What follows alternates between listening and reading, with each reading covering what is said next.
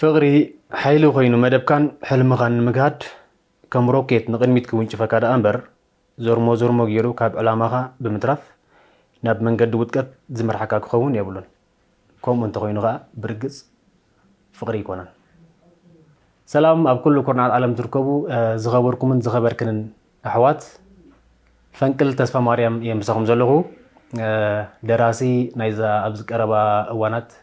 تحتي ما زلا زي حساس فقري اتبل مصحف مالتي كم صحفاي كتنجر تراي ليكونه كتري يختقل كلا غايتي ناي بحق صحفاي زبلكا نابلت ابسن صحف دون تيل مي شو مي زبل ابهالا ممرح له بلك عتا انبابي ابرؤسو حدا ايميج وي كان حدا سئلي بزفتر من قدي كنت صحفولو انت خيلنا ينا كم صحفت زبلنا مالتي سلازي انا تا ايميج ابرؤس سب كسرعه علنا جدا كم سلازي خنا غاتي صوتاون فقراون بتنخفات مستعمات ازيو ديتيلد بزخونه ነገራት ክጽሕፉ ክኢለ ማለት እዩ ደርፍታት ግርማይ ዓንዶም ብፍላይ ከ ኣብታ ምስልኺ ኣደ እትብል ኣልበም ዘለው ፍቅራውያን ደርፍታት ንኩሉ ፍቅሪ ዘስተማቕርን ፍቅሪ ዝርዳእን ሰብ ክምስጡን ኣይግድን እዩ ንኣብነት ሜሮን ኣብ ገለ ክፋል ናይቲ ዛንታ ማለት እዩ ኣብ ባፅዕ ኮይኑ ናፍቆት ምስ በርትዖ ሳሮነይ ናፊቐክ ኣለኹ ዘይትመፅእ ኢሉ ቴክስት ምፅሓፈላ እንታይ ኢላ እያ ትምልሰሉ ሲምፕሊ كندر حقات زجاجكوا كملسي نابح فخا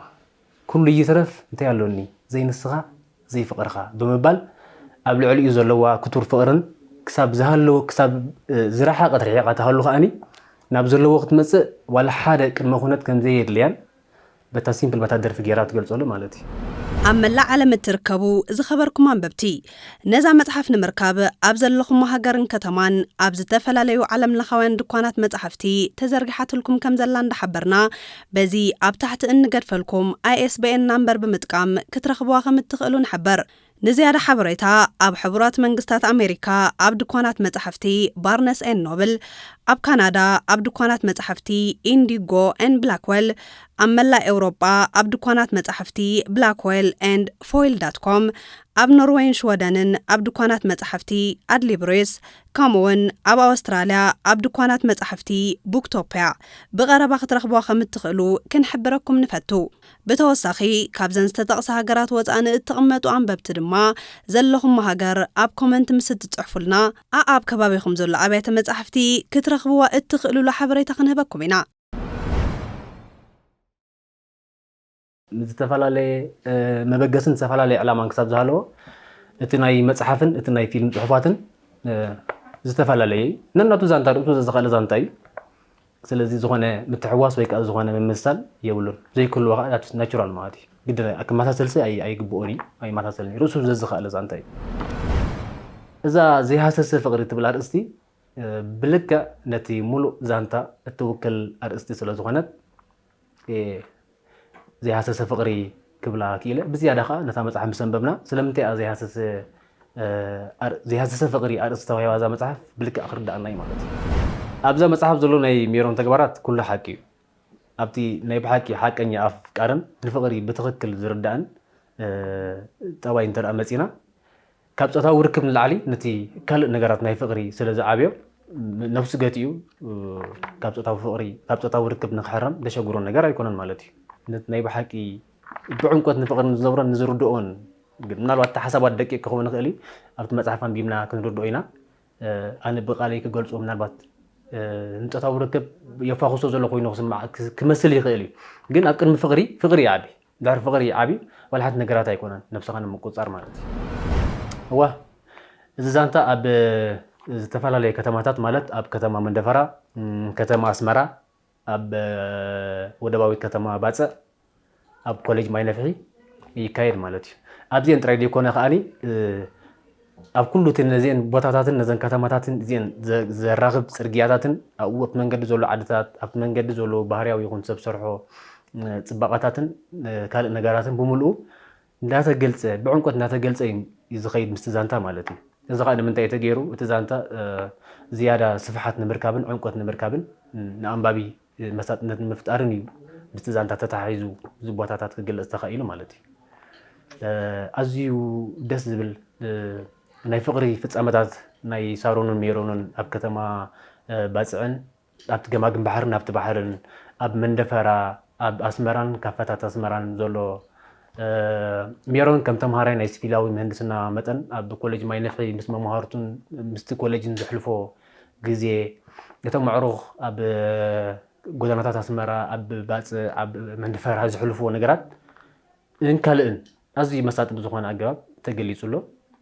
ብኸምኡ ክሰፍሕ ስለ ዘለዎ እቲ ቦታታት ኣብ ዝተፈላለዩ ከተማታት ክንገብሮ ወሲና ማለት እዩ። ዋው መልሲ ናይ ዝሕቶ ነዛ መጽሓፍ ዘንበበ ጥራይ ክረኽባ ዝኽእል ብልክዕ ኣብዛ መጽሓፍ ተገሊጻ ኣላ ኣንብቧ። ማይ ብሓቂ ኣፍቂሩ ዝፈልጥን ባህርያት ሓቀኛ ኣፍቃሪ ክፈልጥ ዘለን ኩሉ ግዜ እቲ ሓቀኛ ስምዒት ናይ ወዲ ሰብ ኣብ ዲያሪኡ ክንረኽቦ ንኽእል ኢና እቲ ሓቀኛ ምስ ነብሱ ዝኾነ ማለት እዩ። ስለዚ ናይ ሜሮን ከዓኒ ኣብቶም ዲያሪታት ኣብቶም ደብዳቤ ፍቕርን እቲ ሓቀኛ ስምዒታቱ ተገሊጹ ኣሎ ብኸመይ እዮም ኣትዮም ዘለዉ ኩሉ ኣንባቢ ከዓ ነዘን ደብዳቤ ፍቕርን ነዘን ዲያሪታትን ዝያዳ የስተማቕረን ዝያዳ ከዓ ይምስጦ ማለት እዩ። ምክንያቱ ሓቀኛ ስምዒታት ስለ ዘለዎ ነዚ ዛንታ ቀንዲ ዝዝውርዎ ነገራት ቁጠባ፣ ሃይማኖት፣ ትምህርቲ፣ ስደት ዝኣመሰሉ ዓበይቲ ዛዕባታት እዮም። ስለዚ ዛንታ ፍቕርና ሙዚየም ተኣሳሲሩ ናይ መብዛሕትና መንእሰያት ይመሳሰል እዩ። ብኸምኡ ከዓኒ ብዙሕ ሰብ ነዛ መጽሓፍ ምስ ኣንበባ ናይ ሜሮን ዛንታስ ናተይ ዛንታ ኮይኑ ተሰሚዐኒ ሳሮን ዝሕለፈቶን ናይ ሳሮን ዛንታን ልክዕ ናተይ እዩ ዝብላ ደቂ ኣንስትዮ እዚ ዛንታ ፍቕሪ ብልክዕ ናተይ እዩ ዝብሉ ብዙሓት ኣንበብቲ ክመፁ ባህርያዊ እዩ። እቲ ክጅምሮ እንከሎ ከምኡ ዝመስሎ ዘይነበረ ዝሓለፈ ናይ ፍቕሪ ተመክርኡ ኣብ ህይወቱ ክምልሶም ዘለዎ ሕቶታት ኣላዒሉ እዩ ራሕሪሕዎ። ደጊሙ ፍቕሪ ክጅምር እንተኮይኑ ብዝቐደመ ኣየኽፋእ ተሰሪሑ ዝፍንጣሕ ዘይኮነ ናይ ግድን ሓቀኛ ኣብ መላእ ዓለም እትርከቡ ዝኸበርኩም ኣንበብቲ ነዛ መጽሓፍ ንምርካብ ኣብ ዘለኹም ሃገርን ከተማን ኣብ ዝተፈላለዩ ዓለም ለኻውያን ድኳናት መጽሓፍቲ ተዘርጊሓትልኩም ከም ዘላ እንዳሓበርና በዚ ኣብ ታሕቲ እንገድፈልኩም ISBN ናምበር ብምጥቃም ክትረኽብዋ ከም እትኽእሉ ንሕበር። ንዝያዳ ሓበሬታ ኣብ ሕቡራት መንግስታት ኣሜሪካ ኣብ ድኳናት መጽሓፍቲ ባርነስ ኤን ኖብል፣ ኣብ ካናዳ ኣብ ድኳናት መጽሓፍቲ ኢንዲጎ ኤን ብላክዌል፣ ኣብ መላእ ኤውሮጳ ኣብ ድኳናት መጽሓፍቲ ብላክዌል ኤንድ ፎይል.com፣ ኣብ ኖርዌይን ሽወደንን ኣብ ድኳናት መጽሓፍቲ ኣድሊብሬስ፣ ከምኡውን ኣብ ኣውስትራልያ ኣብ ድኳናት መጽሓፍቲ ቡክቶፕያ ብቐረባ ክትረኽብዋ ከም እትኽእሉ ክንሕብረኩም ንፈቱ። ብተወሳኺ ካብዘን ዝተጠቕሰ ሃገራት ወፃኢ እትቕመጡ ኣንበብቲ ድማ ዘለኹም ሃገር ኣብ ኮመንት ምስ እትጽሕፉልና ኣብ ከባቢኹም ዘሎ ኣብያተ መጽሓፍቲ ክትረኽብዋ እትኽእሉሉ ሓበሬታ ክንህበኩም ኢና።